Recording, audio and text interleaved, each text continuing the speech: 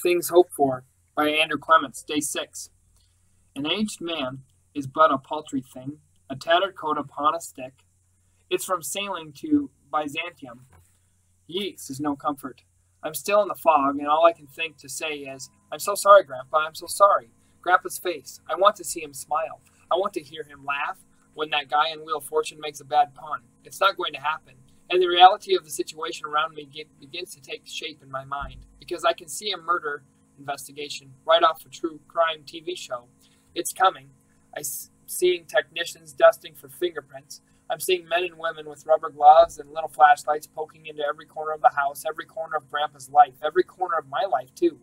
In my story, that simple story of a girl trying to get into music school, my story feels like it's been swallowed up whole, the way an owl eats a mouse. Then it's like this huge gust of wind pushes through my mind and all the fog is gone. Everything snaps sharp and clear. It's my voice again, closer now. You have to leave, Robert, right now before I call the police. You need to get back to your hotel. You were never here. This is a mess, a huge mess, and it's got nothing to do with you, unless you stay, so you've got to go right now, okay? And I'll go around and wipe off all your fingerprints. No one will know you were here, so go, okay? I can't do that. The look on Robert's face, very sweet and protective. I say, but you have to go. This is going to ruin everything for me, but it's not your problem. It's my grandpa, and it's my problem, so go. But first help me go through the house and clean up. He shakes his head. I really can't leave. I mean, think about it. I'm a witness here, because you're suspect too. I can't leave. They'd find out I was here anyway. Think how many people on this block have seen me go in and out with you. And if you wiped my fingerprints off the freezer, you might wipe away something the police will need. We have to tell them everything, tell it exactly the way it happened, even the part about me faking the voice to your Uncle Hank. I might get in some trouble for that, but if I walk away, that's a real crime. This is serious, and I'm probably a suspect too. I'm hearing what Robert is saying, but I'm stuck back near the beginning. That one thing he said, because you're a suspect too. Me, a suspect. In the mysterious death of my own grandfather, a suspect. So I go into the study and I pick up the phone, but then I hang up. Robert's watching me. What are you doing? I don't want to explain myself.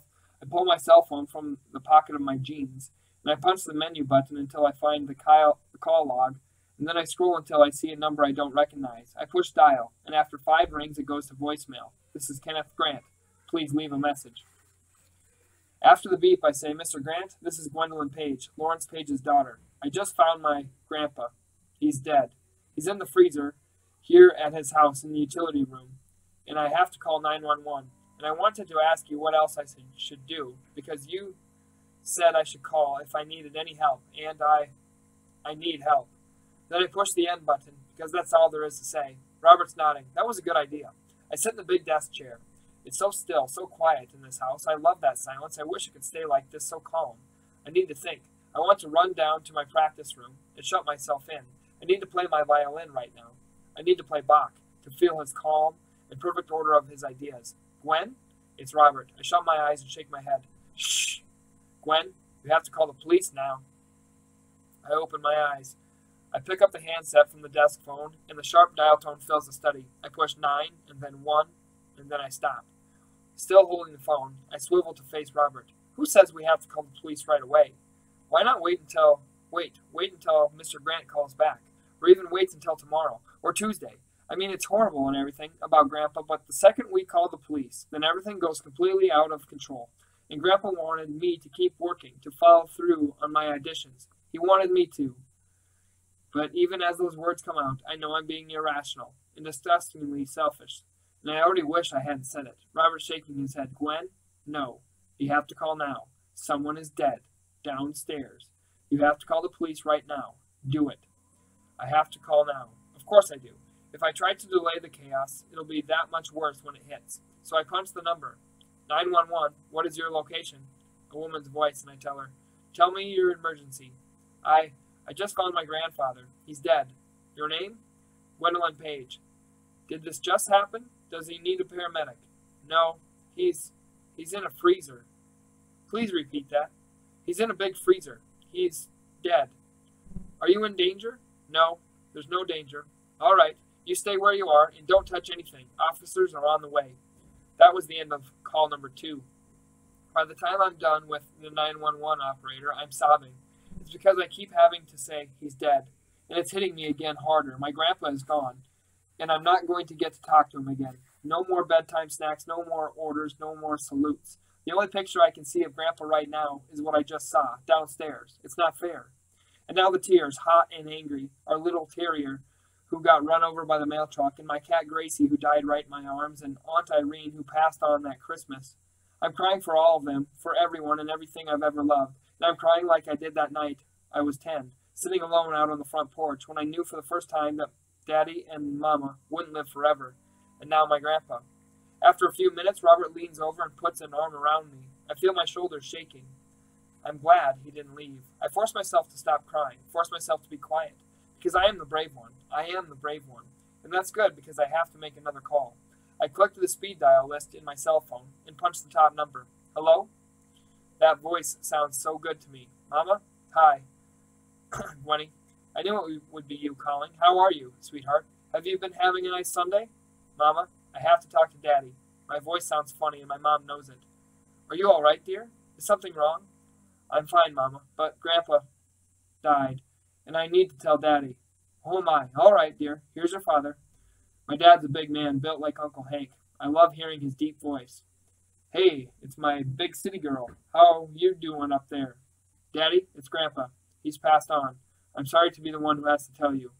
My dad is quiet, and I can picture him as he gets all still and serious, and I remember all the stories Daddy told me about him and Grandpa, about fishing, hunting and fishing together, and how Grandpa almost cried the day Daddy left for Vietnam.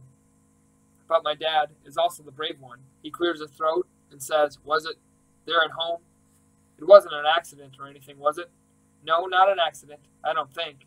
But it's unusual, Daddy, because Grandpa's in the big freezer, the one in the utility room, and I don't know how it happened. So it's unusual. I had to call the police. I'm sorry to have to tell you this.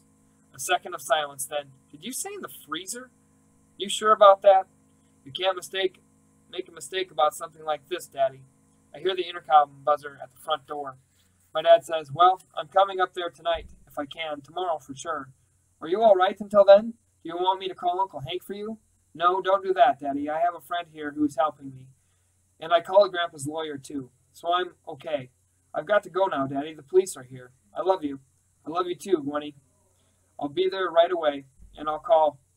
Here's your mama again. Gwenny, now don't you be afraid. Everything will work out. You just tell everybody the truth and then trust in it all to God. You hear? You're being watched over, same as always. I know, Mama. Thank you. I have to go now. I'll call back in a bit. I love you. I love you too, sweetheart. I put the cell phone in my pocket, and the intercom buzzes again. And Robert and I walk out to the open door to open the door for the police. Except when I open the door, it's not the police. Chapter 13. Too much. Before I can react, Uncle Hank pushes past me into the front hall, brushes Robert aside, and walks through the open parlor door. Lawrence? I'm inside now, and Uncle Hank's in the study. Robert, in here.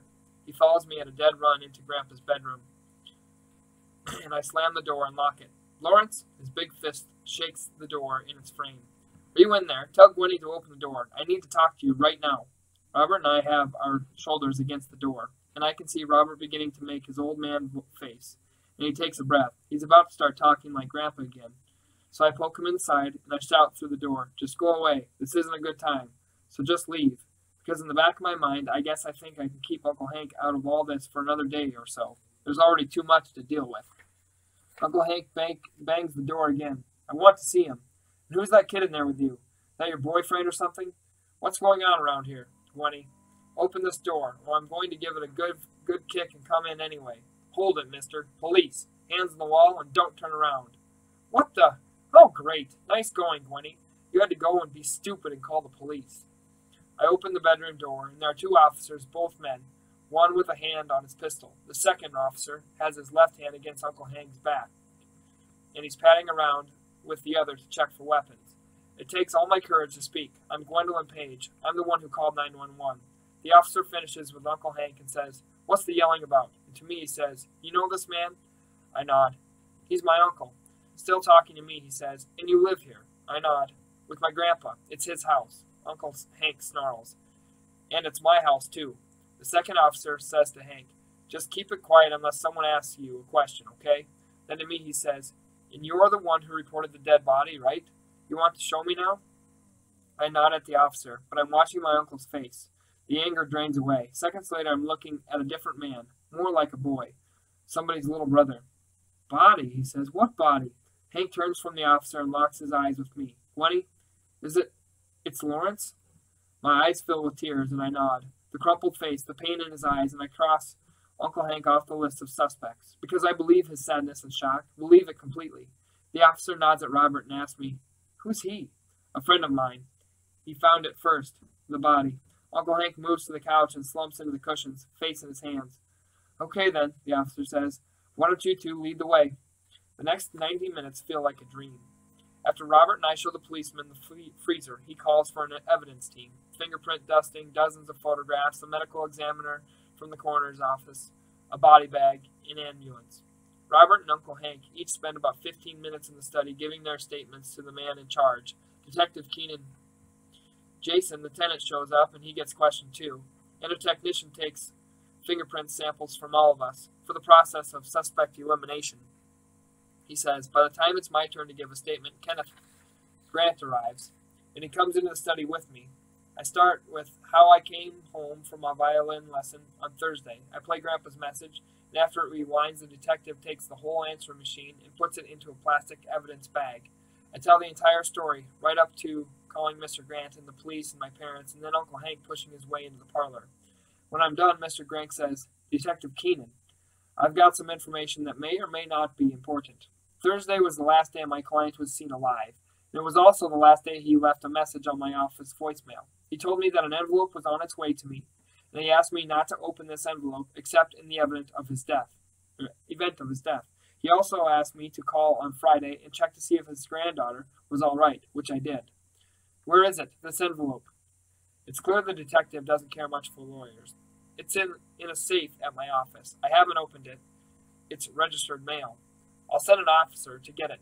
The lawyer pauses. Actually, since I'm the addressee, the contents are privileged client information, and there's nothing that automatically links this envelope to your case. The detective stiffens, and Mr. Grant quickly adds, but I want to cooperate in every way, so I'll be happy to bring the envelope wherever you'd like me to, and I'll open it in your presence. Then we can determine together if any of the contents are relevant. The detective's not completely happy, but he says, 3 p.m. tomorrow at the 24th Precinct House, 100th Street between Amsterdam and Columbus. We'll have a probable cause of death by then. Turning to me, the officer says, I want you to be there and your boyfriend too, and neither of you leaves the city until this is settled. Oh, he's not my boyfriend. Just tell him not to go anywhere, okay? As quickly as the craziness began, it ends. The patrolman, the technicians, the detective, Mr. Grant, Jason from the third floor, everyone just leaves. Uncle Hank, too. He trudges away to find a cab, looking 10 years older. In a matter of 5 minutes, they're gone, and it's Robert and me sitting by ourselves in the parlor. It feels like a long time before either of us talks. Then Robert says, I hate to mention it, but I'm still really hungry. You? I nod. I hate to admit it, too. It seems disrespectful to eat, to do something so normal right here in Grandpa's house, right where he'll never be again. Then for the first time, I understand why there's always food at a funeral, at least in my family. Food and eating are all about life, about keeping up the strength to go on, and Grandpa would want that. He truly would. I feel drained, but I get to my feet and move toward the kitchen. How about a ham and cheddar omelet? Maybe with some mushrooms. Robert smiles. That'd be great. I turn the corner and bend down to get the frying pan from the cabinet below the cooktop, and I hear, if you don't mind, I'd like an omelet as well, and some toast with jam. Sounds quite delicious. It's an almost perfect British accent. And I know Robert means well, trying to lighten things up, but I'm not in the mood, so I say, please, no joking, not now. Awfully sorry, though I must say that merely requesting sustenance can hardly be construed as humor. The idiot's still being British, so I put my head around the corner. I'm serious, Robert, not now. Then I see his face. It's chalky white, and Robert's eyes are wide, locked, staring at the space in front of the fireplace. So I look there too, and there it is, just like at the Nike store. It's the Shadow Man. Chapter 14. Uninvited. Fear is an excellent cure for fatigue. It even dulls my grief. I'm instantly alert, looking at the vague, wavy shadow of an invisible person, a man, standing in the parlor. And then I remember what Robert says about being out in public. No clothes. There's a naked man standing 20 feet away from me. A shiver graves my spine and shoots all the way down to my toes. I know I have legs and arms, but I can't seem to move them. I'm paralyzed. Robert's not much better. At least he can talk. And he can think, too, because he begins looking wildly around the room and he says, "What's going on? Who's that talking?"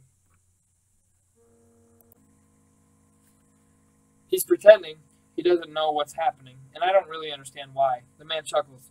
"Nice try, my good fellow. But you see, I heard you talking to the young lady on the subway this afternoon. It's Gwen, and I assume that's short for Gwendolyn, right? You were telling Gwendolyn about your experience 2 years ago, so please don't pretend to be confused." Robert adjusts instantly. His face is still pale, but in a conversational tone he says, "How come you followed us?" "Curiosity at first. I could tell you saw me, which is nothing new. A person in my condition becomes sensitized to being noticed. This is at best a limited form of invisibility, and people are always catching glimpses of me." "And how about dogs?" says Robert, and I can tell he's pulled that question from his own experience, his own time in the same condition. And it strikes me that my two guests, one invited and the other not, have a link, a strange bond that I can only imagine. But I'm learning fast. The man laughs, and even his laughter has a British tone to it. Have had to nearly throw myself in front of speeding taxicabs in order to avoid the teeth and claws of the city's canine residents. I have never seen so many ill-mannered, four-footed creatures in my life, and frankly, the two-footed New Yorkers are not much better. But getting back to your question, Robert, I followed you because you not only saw something, me, but you reacted in a way no one ever has before. You seemed to know what you were seeing, and when you began to practically run away, I knew I'd best investigate. I managed to catch up just as you got to Columbus Circle. I didn't get to hear everything you said to Gwendolyn on the train. Too many people about, and I had to keep retreating so as not to be trampled, but I heard enough to know that you and I should talk. So why don't we all sit at the table together? I often cook for myself, and I often nibble at some of the finest restaurants and delicatessens in the world, but a simple meal, cooked to order, is a luxury I've been craving for almost 3 years. Gwendolyn, are you planning to step over here and knock me senseless with that skillet, or may I prevail upon you to continue with your previously announced dinner preparations? The direct address wakes me up. I look down, and I'm still holding the frying pan. "No, I'll cook. Omelets. I'm ready." "Excellent." And as I dig around for ingredients in the refrigerator, the man says, "So tell me about your experience, Robert, and please leave nothing out. I'm certain I shall know if you try to hold anything back." It's the tone of his voice, something unpleasant, almost threatening. I'm cracking eggs into a bowl, and from my position at the stovetop, I can see Robert on the couch facing the fireplace. He gets this wonderfully simple look on his face and says, "Why would I hold anything back? Besides, there's not that much to tell. I woke up one morning at my house in Chicago, and I was invisible. And I was that way for almost a month. I stayed at home with my parents, and we kept it a secret. And then one morning I woke up, and I was back. I had some fun. I missed a lot of school, and I learned more about what I want in life, because that time changed the way I look at myself and other people. But that's about it. So Robert's holding back, telling as little as possible. I don't blame him." The man makes a chuckling sound, and I can imagine him shaking his head. No, that's far too simplified. I want details, young man. All the details. After a month in the shadow world, you went to bed invisible one night, and then you woke up normal again. Is that what you're saying?" Robert nods his head. "That's what happened. Was it different for you? I mean, like, at the start? And who are you?" "Call me William, please. I was employed as a rather undistinguished assistant professor of English literature at a university some distance north of here. 3 winters ago, I awoke at 4 in the morning needing a drink of water, and I went to the kitchen in my flat and reached for a glass, and no hand. No hand, no arm, nothing visible beneath my pajamas. I had been divorced for 2 years, living on my own, writing literary criticism when not teaching. So unlike you, I faced my predicament alone. And that night, my former life came to an abrupt end. I simply disappeared, which I must say I found quite invigorating, rather like being reborn. No deaths, no more whining from my ex-wife, no more alimony or child support payments. Quite delightful. He chuckles and then adds, I even got to settle a few old scores at the university before I left. Warning bells go off in my head because I have never liked the kind of person who holds a grudge. And again I feel a dark undercurrent, something almost cruel, something dangerous. Robert has to be feeling the way I do, but he's not nodding, playing along. He says, but now you want to get back to normal again? The man pauses, considering Robert's statement. I would at least like the option. I'd like to know how this happened, which is why you, young man, are of such intense interest to me. You see, being in this state has enabled me to develop a way to make quite a lot of money. However, at some point it would be good to become my former self so I can spend that money in more conventional ways than I'm currently able to. It does one little good to be stinking rich if one cannot purchase a villa in a sunny climate and then live at that villa without alarming the local population. A person who looks like me cannot speed about in an expensive motor car without being discovered with clothes from head to toe. And of course, that takes all the fun out of owning a convertible. So I'm keenly interested in knowing how you returned to ordinary life. He pauses, then adds, and I think you're not telling me all you know about it. With a look of confused innocence, Robert says, there's nothing more to tell. It's not like I planned for it to happen, and I didn't plan for it to stop either. It happened, and then it stopped. Robert made the best actor I know, and now I understand exactly why he's holding back like this. The goal is to say goodbye to this man as soon as possible. But what if he decides he wants to stick around? What happens then? I've got the first omelet almost ready, so I put the 2 pieces of bread in the toaster. William, do you want some orange juice with your omelet, or milk, or coffee? And what do you want on the toast? There's orange marmalade, strawberries preserves, and grape jelly. It's strange to be talking to someone I can't see, because the man isn't in front of the mantel anymore. And it's exactly like Robert told me. If you're in that state, no one can see you unless you're right up against another background. And when the man answers, I jump, because William's opposite me, right on the other side of the island where I'm cooking, close enough to reach across the stovetop and touch me. Another shiver. Orange juice will be perfect, and strawberry preserves. No coffee, thanks. And you do not have to shout in my direction, Gwendolyn. I am presently invisible, but my hearing is unimpaired. And the smile in the man's voice tells me that he's enjoying seeing me jump. By the time the toaster pops, I've got 3 places set at the table, and then I serve the first meal, all ready.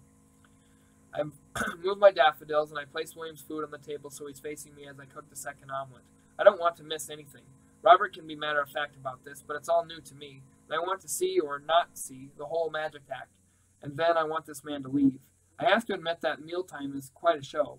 The knife floats, slices off a tab of butter, and then spreads it onto the toast. The salt and pepper rise into the air and take turns shaping above the omelet. The juice glass goes up, tips, and the liquid seems to spill into midair and disappear. The fork is in almost constant motion, cutting, spearing, ferrying back and forth between plate and mouth. And I'm overcooking the second omelet. Robert's at the table now, and between mouthfuls, the man keeps talking. I wish he'd talk with his mouth open so I could see the food floating there before he swallows, but he has proper English table manners. As I followed you here, I was hoping to walk indoors behind you so we'd have a quiet moment to begin our conversation. And then I saw that large man, Henry Carlton Page, as I recall the name, who began pounding on the door. You 2 made such a dash that I couldn't slip into the house with you, and I had to stay outside for most of the afternoon. I didn't think it was wise to ring the bell. Robert says, weren't you freezing? It was not pleasant, but unless it's bitterly cold, I have trained myself to ignore bodily discomfort. Then the police arrived and opened all the doors, and I've been admiring your home ever since, Gwendolyn. And I must say, this is quite a ripping little drama you've got going here. After my initial tour of the premises, I took up residency in the library, since that seemed to be the police command center, and I listened to all of the statements taken by that dreadful chief inspector, and I shall be quite interested to see what he makes of the case. And of course, Gwendolyn, I am truly sorry about the loss of your grandfather. He has a kindly face. The police were very respectful of him, which is more than they've ever been to me. It was fascinating to watch them do their work. Real life is far more interesting than television, don't you think? After a sip of orange juice, the glass hangs in midair, and he says, I just adore nosing about in other people's business, don't you? In fact, I often think I should start my own private detective agency, because sometimes I'll just choose a person who's walking down the street, someone who looks interesting to me, and I'll follow along for days and days. Home, office, gym, restaurants, even business trips, and those quiet evenings with friends and family. It's fascinating to learn so much about another human being, all those little secrets. Of course, I snoop mostly because it's amusing, just because I can. But I'm certain I would be paid handsomely for the information I could discover. But it's not a job for the faint of heart. I've had some rather close calls as an amateur, so it's probably just as well that I found other work.